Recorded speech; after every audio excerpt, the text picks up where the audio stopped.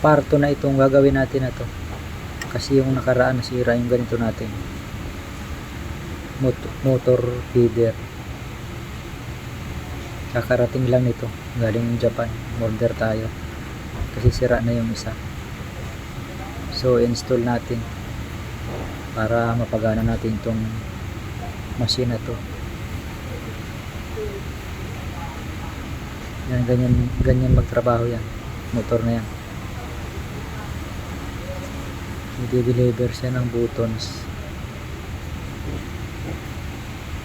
Yung isa nga pala ay carbon brush nga lang pala ang sira nung wala lang tayo makabilan. So nagpa-order na tayo ng buo. Ayan na, tatry na natin.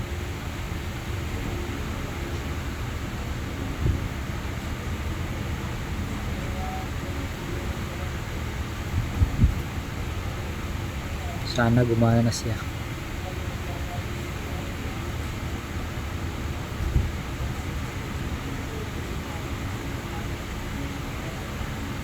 Try natin apakan. Yan, okay na siya. Yun nga ang problema, yung motor.